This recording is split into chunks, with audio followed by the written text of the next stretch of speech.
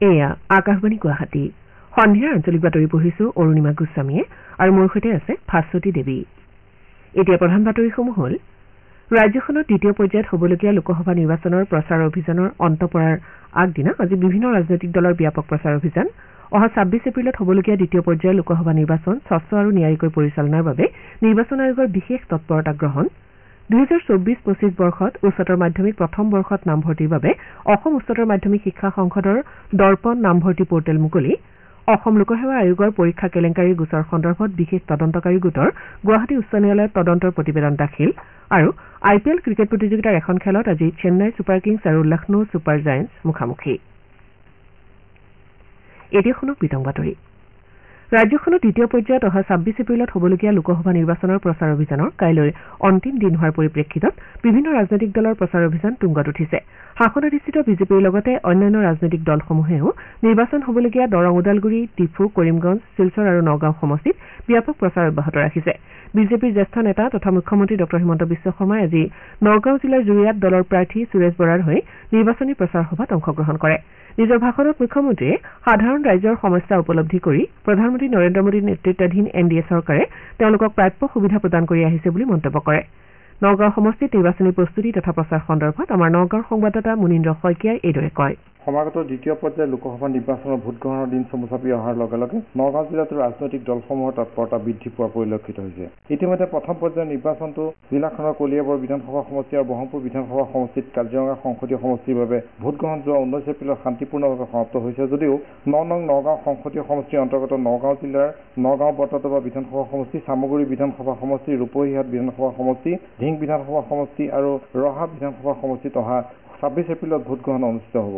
২৬ এপ্ৰিলত অনুষ্ঠিত হ'বলগীয়া নিৰ্বাচনক কেন্দ্ৰ কৰি নগাঁৱত ৰাজনৈতিক বতাহ উত্তাল হৈ পৰিছে। বিশেষকৈ মুখ্যমন্ত্ৰী ডঃ হিমন্ত বিশ্ব শৰ্মা, মন্ত্ৰী পীযুষ হাজৰিকাই জিলাখনৰ মাৰাথন নিৰ্বাচনী প্ৰচাৰ চলাই বিজেপি নেতৃত্বাধীন মিত্ৰজোঁট প্ৰাৰ্থী সুৰেশ বৰাৰ হৈ প্ৰচাৰ চলাইছে। ইপিনে কংগ্ৰেছ প্ৰাৰ্থী প্ৰদ্যুৎ বৰদলৈ হৈ প্ৰদেশ কংগ্ৰেছৰ সভাপতি ভূপেন বৰা, ৰকিবুল হুছেইন, ৰাইজৰ দলৰ সভাপতি তথা বিধায়ক অখিল গগৈয়ে জিলাখনৰ বিভিন্ন ঠাইত নিৰ্বাচনী প্ৰচাৰ চলোৱা পৰিলক্ষিত হৈছে।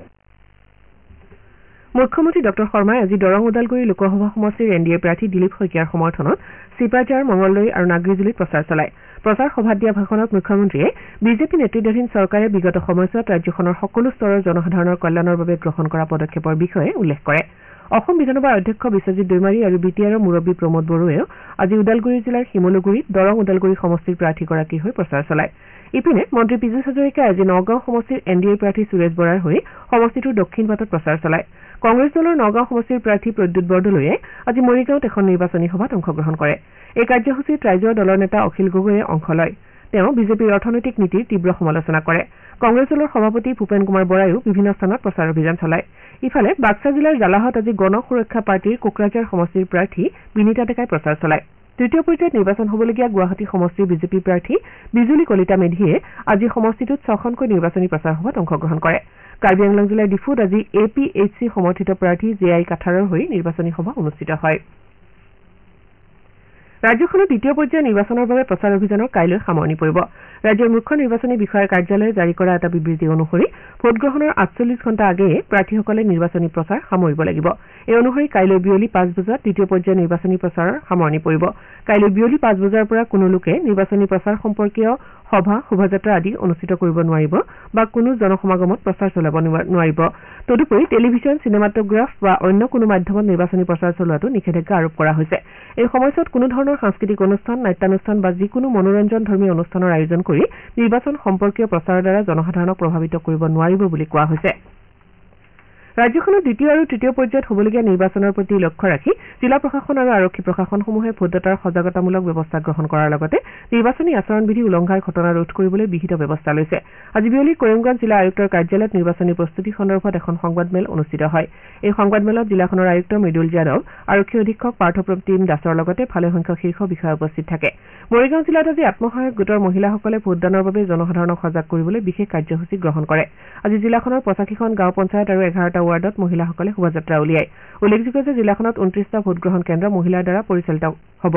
আনহাতে ৬টা আদৰ্শ ভোটগ্ৰহণ কেন্দ্ৰ, এটা মহিলা দিব্যাংগ ভোটগ্ৰহণকাৰীৰ দ্বাৰা পৰিচালিত হ'বলগীয়া কেন্দ্ৰ থাকিব। এতিয়া খন্তেক বাণিজ্যিক বিৰতি।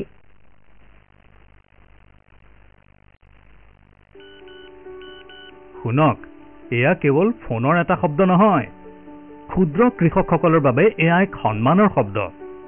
বীজ সাৰৰ বাবে মহাজনৰ পৰা কত ঋণ লৈছিল, তেতিয়া শস্যৰ ক্ষতিৰ বাবে আপুনি কেনেদৰে কান্দিছিল। মোদীজীয়ে আমাৰ দুখ বেদনা বুজি পাইছে। MSP বৃদ্ধি কৰিছে, জলসিঞ্চন বৃদ্ধি কৰিছে, বীমা পৰিশোধ বৃদ্ধি কৰিছে, অনলাইন বজাৰ সৃষ্টি কৰিছে, আৰু তথাপিও তেওঁ কয় যে এইটো মাত্ৰ এটা আৰম্ভণিহে। দেশক আৰু আগুৱাই লৈ যোৱাৰ মোদীজীৰ এয়া গ্যাৰাণ্টি, আৰু মোদীজীক আগুৱাই লৈ যোৱাৰ গ্যাৰাণ্টি মোৰ।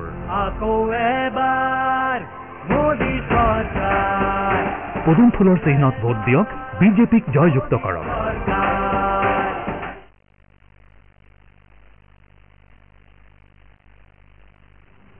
দ্বিতীয় পৰ্যায়তো লোকসভা নিৰ্বাচন স্বচ্ছ আৰু ন্যায়িকৈ পৰিচালনাৰ বাবে নিৰ্বাচন আয়োগে বিশেষ তৎপৰতা গ্ৰহণ কৰিছে। এই অনুসৰি প্ৰতিটো ভোটগ্ৰহণ কেন্দ্ৰত ভোটদাতাৰ বাবে যাৱতীয় ব্যৱস্থা গ্ৰহণ কৰাৰ লগতে ভোটগ্ৰহণ প্ৰক্ৰিয়া সুচাৰুৰূপে সম্পন্ন কৰিবলৈ আয়োগে নিৰাপত্তা আৰু অন্যান্য দিশসমূহো সূক্ষ্মভাৱে তদাৰক কৰি আছে। নিৰ্বাচনত স্পৰ্শকাতৰ হিচাপে বিবেচিত হ'বলগীয়া ভোট কেন্দ্ৰসমূহত ৱেবকাষ্টিঙৰ ব্যৱস্থা কৰাৰ লগতে কেন্দ্ৰৰ ভিতৰে বাহিৰে CAPF অৰ্থাৎ কেন্দ্ৰীয় সশস্ত্ৰ আৰক্ষী বাহিনী নিয়োগ কৰা হ'ব। তদুপৰি EVMসমূহ অনা নিয়া কৰা বাহনসমূহত GPS সংলগ্ন কৰি ৰখা হ'ব। প্ৰায় 20,000খন বাহনত GPS ট্ৰেকিঙৰ ব্যৱস্থা থাকিব। আন্তঃৰাষ্ট্ৰীয় সীমান্তসমূহত জনসাধাৰণৰ আহ যাহৰ ক্ষেত্ৰত চোকা দৃষ্টি ৰখা হৈছে। এইবাৰ ভোটকেন্দ্ৰসমূহত দৃষ্টিহীন লোকসকলৰ বাবে ব্ৰেইল পদ্ধতিৰে ভোটদানৰ ব্যৱস্থাও কৰা হৈছে। তদুপৰি জ্যেষ্ঠ নাগৰিক, সন্তান সম্ভৱা আৰু দিব্যাংগসকলক অপেক্ষা নকৰাকৈ ভোটদানৰ সুবিধা প্ৰদান কৰা হ'ব। আনহাতে 85 বছৰ ঊৰ্ধৰ জ্যেষ্ঠ নাগৰিক আৰু শাৰীৰিক প্ৰতিবন্ধকতা থকা লোকসকলক তেওঁলোকৰ ইচ্ছা অনুসাৰে নিজৰ বাসগৃহৰ পৰা ভোটদানৰ সুবিধা ইতিমধ্যে দিয়া হৈছে। ইপিনে ৰাজ্যখনত নিৰ্বাচনী প্ৰযুক্তিৰ সহায়ত পৰিচালনাৰ বাবে আয়োগে ভালেমান অত্যাধুনিক ব্যৱস্থা লৈছে। ভোটদাতাৰ তালিকা প্ৰস্তুত কৰাৰ বাবে ইৰনেট নামৰ ছফ্টৱেৰ ব্যৱহাৰৰ উপৰি ৰাজ্যখনত নিৰ্বাচনী আচৰণবিধি উলংঘাৰ ঘটনা পৰিলক্ষিত হোৱা মাত্ৰেই নিৰ্বাচন আয়োগক অৱগত কৰাবলৈ CVGIL এপ জনসাধাৰণৰ বাবে মুকলি কৰা হয়। এই এপত পঞ্জীয়ন হোৱা 90% গোচৰ লাভ কৰাৰ 100 মিনিটৰ ভিতৰতে নিষ্পত্তি কৰা হয়। ৰাজ্যখনত 4,35,000 নতুন ভোটদাতা আছে আৰু তেওঁলোকক সৰ্বোত্তম গণতান্ত্ৰিক অধিকাৰ সাব্যস্ত কৰাৰ বাবে উৎসাহিত কৰিবলৈ ভালেমান সজাগতামূলক কাৰ্যসূচী লোৱা হৈছে। ভোটদান সৰ্বাত্মক কৰি তোলাৰ বাবে সুইপ কাৰ্যসূচীৰ অধীনত জিলা প্ৰশাসনসমূহে বিভিন্ন ব্যৱস্থা লৈছে। আনহাতে এইবাৰ নিৰ্বাচনত নিয়োজিত হ'বলগীয়া কৰ্মচাৰীসকলে নিৰ্বাচনৰ দিনটোৰ বাবে মৰগীয়া বানচ লাভ কৰাৰ উপৰি পৰিবহনৰ সুবিধা আৰু থকা খোৱাৰ ব্যৱস্থাও লাভ কৰিছে। ইপিনে নিৰ্বাচনী দায়িত্বত নিয়োজিত ব্যক্তি অসুস্থ হৈ পৰিলে তেওঁলোকক আয়ুষ্মান ভাৰত জন আৰোগ্য যোজনাৰ অধীনত বিনামূলীয়া চিকিৎসা সেৱা প্ৰদান কৰা হ'ব। নিৰ্বাচনী দায়িত্বত নিয়োজিত কোনো ব্যক্তি দুৰ্ঘটনাগ্ৰস্ত হ'লে বা তেওঁলোকৰ প্ৰাণহানি হ'লেও তৎকালীনভাৱে পৰিয়ালক সাহায্য দিয়াৰ ব্যৱস্থা কৰা হ'ব। ইফালে নিৰ্বাচনৰ সময়ত নিৰাপত্তাৰ দিশটোত বিশেষভাৱে দৃষ্টি ৰখা হৈছে। আন্তঃৰাজ্যিক তথা আন্তঃৰাষ্ট্ৰীয় সীমান্তসমূহত সম্ভাৱ্য কুটাঘাতমূলক কাৰ্যকলাপ প্ৰতিৰোধ কৰিবলৈ কঠোৰ পদক্ষেপ লোৱা হৈছে। আপোনাৰ ভোট আপোনাৰ কণ্ঠ। ভোটৰ শক্তিৰে নিৰ্মাণ কৰক সুস্থ গণতন্ত্ৰ।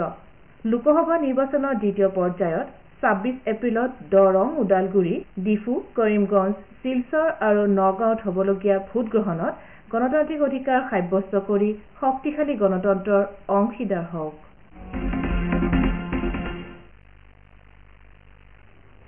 অৰুণাচল প্ৰদেশৰ 4টা বিধানসভা সমষ্টিৰ 8টা ভোটগ্ৰহণ কেন্দ্ৰত কাইলৈ বিধানসভা আৰু লোকসভা নিৰ্বাচনৰ ভোটগ্ৰহণ কৰা হ'ব। উল্লেখযোগ্য যে এই ভোটগ্ৰহণ কেন্দ্ৰকেইটাত যোৱা 19 এপ্ৰিলত বিধানসভা আৰু লোকসভা নিৰ্বাচনৰ ভোটগ্ৰহণ অনুষ্ঠিত হৈছিল যদিও নিৰ্বাচন আয়োগে পুনৰ ভোটগ্ৰহণৰ নিৰ্দেশ দিয়ে। বামেং আৰু নিয়াপিন বিধানসভা সমষ্টিৰ এটাকৈ ভোটগ্ৰহণ কেন্দ্ৰ, ৰুমগং সমষ্টিৰ 2টা আৰু নাচো বিধানসভা সমষ্টিৰ 4টা কেন্দ্ৰত পুনৰ ভোটগ্ৰহণ কৰা হ'ব। পুৱা 6 বজাৰ পৰা বিয়লি 2 বজালৈ ভোটগ্ৰহণৰ সময় ধাৰ্য কৰা হৈছে। শ্ৰোতাসকলে সন্ধিয়াৰ আঞ্চলিক বাতৰি শুনিছে আকাশবাণী গুৱাহাটী কেন্দ্ৰৰ পৰা। পৰৱৰ্তী বাতৰি শুনক ভাস্বতী দেৱীৰ পৰা। অসম লোকসেৱা আয়োগৰ পৰীক্ষা কেলেংকাৰীত গোচৰ সন্দৰ্ভত বিশেষ তদন্তকাৰী গোটে গুৱাহাটী উচ্চ ন্যায়ালয়ৰ বন্ধখামৰ ভিতৰত তদন্তৰ অগ্ৰগতিৰ প্ৰতিবেদন দাখিল কৰে। তদন্তকাৰী সংস্থাটোৰ হৈ ৰাজ্য চৰকাৰৰ অধিবক্তাই এই প্ৰতিবেদন দাখিল কৰে। উল্লেখযোগ্য যে আয়োগৰ পৰীক্ষাত অনিয়মেৰে উত্তীৰ্ণ হৈ একাংশ বিষয়াই চাকৰি লাভ কৰা বিষয় সন্দৰ্ভত বিশেষ তদন্তকাৰী গোটে তদন্ত চলাই আহিছে। বিষয়টো সন্দৰ্ভত তদন্ত চলাই গোটটোৱে বহুকেইগৰাকীক গ্ৰেপ্তাৰ কৰাৰ লগতে আন বহুতকে জেৰা কৰিছিল। ইয়াৰ পাছতে গোটে উচ্চ ন্যায়ালয়ত তদন্তৰ অগ্ৰগতিৰ প্ৰতিবেদন দাখিল কৰে। 2024-25 বৰ্ষত উচ্চতৰ মাধ্যমিক প্ৰথম বৰ্ষত নামভৰ্তিৰ বাবে অসম উচ্চতৰ মাধ্যমিক শিক্ষা সংসদৰ দৰ্পণ নামভৰ্তি পৰ্টেল আজিৰে পৰা মুকলি কৰা হৈছে। এই সন্দৰ্ভত শিক্ষা সংসদে জাৰি কৰা নিৰ্দেশনা অনুসৰি ছাত্ৰ ছাত্ৰীসকলে বিভিন্ন শিক্ষানুষ্ঠানত নামভৰ্তিৰ বাবে www.darpan.ahsec.online.in বা www.ahsec.assam.gov.in এই ৱেবছাইটৰ জৰিয়তে অনলাইন আবেদন কৰিব পাৰিব। আজিৰে পৰা 2 মে পৰ্যন্ত ছাত্ৰ-ছাত্ৰীসকলে অনলাইন আবেদন কৰিব পাৰিব এনে আবেদনৰ পিছত সংশ্লিষ্ট শিক্ষানুষ্ঠানে 3 মেৰ পৰা 4 মেৰ ভিতৰত ছাত্ৰ-ছাত্ৰীৰ যোগ্যতাৰ তালিকা অপেক্ষাৰ তালিকা প্ৰস্তুত কৰিব 6 মেৰ পৰা 8 মেৰ ভিতৰত ছাত্ৰ-ছাত্ৰীসকলে শিক্ষানুষ্ঠানসমূহত নামভৰ্তি কৰিব লাগিব ৰাজ্যখনৰ 4টা সমষ্টিৰ বাবে হ'বলগীয়া তৃতীয় পৰ্যায়ৰ নিৰ্বাচনৰ বাবে 47 গৰাকী প্ৰাৰ্থীয়ে প্ৰতিদ্বন্দ্বিতা কৰাটো নিশ্চিত হৈছে উল্লেখযোগ্য যে দ্বিতীয় পৰ্যায়ত অহা 26 এপ্ৰিলত আউটাৰ মণিপুৰৰ উপৰিও দেশৰ 88টা সংসদীয় সমষ্টিৰ বাবে হ'বলগীয়া নিৰ্বাচনত 1198 গৰাকী প্ৰতিদ্বন্দ্বিতা আগবঢ়াব দ্বিতীয় পৰ্যায়ত অসমৰ 61 গৰাকী প্ৰাৰ্থীয়ে প্ৰতিদ্বন্দ্বিতা আগবঢ়াব কৰিমগঞ্জত 24 নগাঁৱত 13 দৰং ওদালগুৰিত 11 শিলচৰত 8 আৰু ডিফুত 5 গৰাকী প্ৰাৰ্থীয়ে প্ৰতিদ্বন্দ্বিতা আগবঢ়াব এই পৰ্যায়ত ৰাজ্যখনৰ দৰং ওদালগুৰি সমষ্টিত এনডিএ প্ৰাৰ্থী তথা সাংসদ দিলীপ শইকীয়া কংগ্ৰেছৰ মাধৱ ৰাজবংশী আৰু বিপিএফৰ দুৰ্গা দাস বড়োৱে প্ৰতিদ্বন্দ্বিতা আগবঢ়াব ইপিনে শিলচৰত বিজেপি মিত্ৰজোঁটৰ পৰিমল শুক্লবৈদ্য তৃণমূল কংগ্ৰেছৰ ৰাধাশ্যাম বিশ্বাস আৰু কংগ্ৰেছ দলৰ সূৰ্যকান্ত চৰকাৰে প্ৰতিদ্বন্দ্বিতা অৱতীৰ্ণ হ'ব কৰিমগঞ্জত বিজেপি মিত্ৰজোঁটৰ কৃপানাথ মাল্লা কংগ্ৰেছৰ হাফিজ ৰছিদ চৌধুৰী আৰু এআইইউডিএফৰ চাহাবুল ইছলাম চৌধুৰীয়ে প্ৰতিদ্বন্দ্বিতা কৰিব নগাঁও সমষ্টিত বিজেপি মিত্ৰজোঁটৰ প্ৰাৰ্থী সুৰেশ বৰাৰ বিপৰীতে কংগ্ৰেছ দলৰ প্ৰদ্যুৎ বৰদলৈ আৰু এআইইউডিএফৰ আমিনুল ইছলামে প্ৰতিদ্বন্দ্বিতা কৰিব অনুসূচিত জনজাতিৰ বাবে সংৰক্ষিত ডিফু সমষ্টিৰ বিজেপি মিত্ৰজোঁটৰ হৈ অমৰ সিং টিছো কংগ্ৰেছৰ জয়ৰাম ইংলেং আৰু গণসুৰক্ষা পাৰ্টীৰ জন বাৰ্নাড চাংমাই প্ৰতিদ্বন্দ্বিতা কৰিব উল্লেখ্য যে সমগ্ৰ দেশত দ্বিতীয় পৰ্যায়ত নিৰ্বাচনত অৱতীৰ্ণ হ'বলগীয়া প্ৰাৰ্থীসকলৰ ভিতৰত সামগ্ৰিকভাৱে 8.6% মহিলা প্ৰাৰ্থী আছে এই পৰ্যায়ত অসম আৰু ত্ৰিপুৰাত দুগৰাকীকৈ মহিলা প্ৰাৰ্থীয়ে প্ৰতিদ্বন্দ্বিতা আগবঢ়াব বুলি জানিব পৰা গৈছে প্ৰথম পৰ্যায়ৰ নিৰ্বাচনত প্ৰাৰ্থীসকলৰ ভিতৰত মহিলা প্ৰাৰ্থী 8.2% আছিল দ্বিতীয় পৰ্যায়ত কেৰালাত সৰ্বাধিক 25 গৰাকী মহিলা প্ৰাৰ্থীয়ে প্ৰতিদ্বন্দ্বিতা আগবঢ়াব আনহাতে কৰ্ণাটকত 21 গৰাকী আৰু উত্তৰ প্ৰদেশত 10 গৰাকী প্ৰাৰ্থীয়ে প্ৰতিদ্বন্দ্বিতা আগবঢ়াব সংশোধিত চূড়ান্ত ভোটদাতাৰ তালিকা অনুসৰি অসমত প্ৰায় 2,43,00,000 ভোটদাতাই এইবাৰ গণতান্ত্ৰিক অধিকাৰ সাব্যস্ত কৰিব পাৰিব ইয়াৰ ভিতৰত 1,21,79,000ৰো অধিক পুৰুষ আৰু প্ৰায় 1,21,00,000 মহিলা ভোটদাতা প্ৰথমবাৰৰ বাবে ভোটদাতাৰ তালিকাত অন্তৰ্ভুক্ত 7,26,783 গৰাকী ভোটদাতা আছে আনহাতে ৰাজ্যখনত 80 বছৰৰ ঊৰ্ধৰ ভোটদাতাৰ সংখ্যা হৈছে 2,72,000ৰো অধিক ৰাজ্যখনৰ অনুসূচিত জাতিৰ বাবে সংৰক্ষিত ডিফু সংসদীয় সমষ্টিত সৰ্বনিম্ন 8,92,789 জন আৰু ধুবুৰী সমষ্টিত সৰ্বাধিক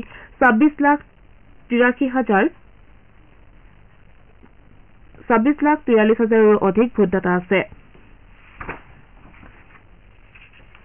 বতৰ বিজ্ঞান বিভাগে কাইলৈ পৰ্যন্ত উত্তৰ পূৰ্বাঞ্চলত প্ৰবল বৰষুণ হ'ব পাৰে বুলি আগলি বতৰা দিছে এই সময়ছোৱাত অসম অৰুণাচল প্ৰদেশ মেঘালয় নাগালেণ্ড ত্ৰিপুৰা মণিপুৰ আৰু মিজোৰামত পাতলীয়াৰ পৰা মজলীয়া বৰষুণ হোৱাৰ সম্ভাৱনা আছে বতৰ বিজ্ঞান বিভাগে লগতে পূব ভাৰতৰ পৰৱৰ্তী 4 দিন পৰ্যন্ত গ্ৰীষ্ম প্ৰবাহৰ প্ৰকোপ অব্যাহত থাকিব পাৰে আৰু ন অঞ্চলত গ্ৰীষ্ম প্ৰবাহৰ কবলত পৰিব পাৰে বুলি সকীয়াই দিছে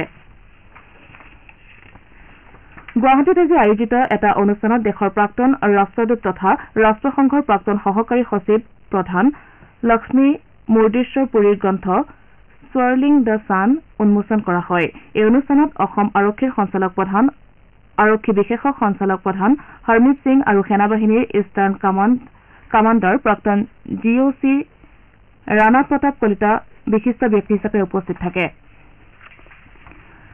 IPL ক্ৰিকেট প্ৰতিযোগিতাৰ এখন খেলত আজি Chennai Super Kings Lucknow Super জায়াণ্টছৰ মুখামুখি হ'ব চেন্নাইৰ MA চিদাম্বৰম ষ্টেডিয়ামত খেলখনৰ সন্ধিয়া 7:30 বজাৰ পৰা আৰম্ভ হ'ব বাতৰি শেষ কৰাৰ পূৰ্বে প্ৰধান বাতৰিসমূহ আকৌ এবাৰ ৰাজ্যখনত দ্বিতীয় পৰ্যায়ত হ'বলগীয়া লোকসভা নিৰ্বাচনৰ প্ৰচাৰ অভিযান অন্ত পৰাৰ আগদিনা আজি বিভিন্ন ৰাজনৈতিক দলৰ ব্যাপক প্ৰচাৰ অভিযান অহা 26 এপ্ৰিলত হ'বলগীয়া দ্বিতীয় পৰ্যায়ৰ লোকসভা নিৰ্বাচন স্বচ্ছ আৰু ন্যায়িকৈ পৰিচালনাৰ বাবে নিৰ্বাচন আয়োগৰ বিশেষ তৎপৰতা গ্ৰহণ 2024-25 বৰ্ষৰ উচ্চতৰ মাধ্যমিক প্ৰথম বৰ্ষত নামভৰ্তিৰ বাবে অসম উচ্চতৰ মাধ্যমিক শিক্ষা সংসদৰ দৰ্পণ নামভৰ্তি পৰ্টেল মুকলি অসম লোকসেৱা আয়োগৰ পৰীক্ষা কেলেংকাৰী গোচৰ সন্দৰ্ভত বিশেষ তদন্তকাৰী গোটৰ গুৱাহাটী উচ্চ ন্যায়ালয়ত তদন্তৰ প্ৰতিবেদন দাখিল আৰু IPL ক্ৰিকেট প্ৰতিযোগিতাৰ এখন খেলত আজি চেন্নাই ছুপাৰ কিংছ আৰু লক্ষ্ণৌ ছুপাৰ জায়াণ্টছৰ মুখামুখি এতিয়া বাতৰি ইমানতে অন্ত পৰিল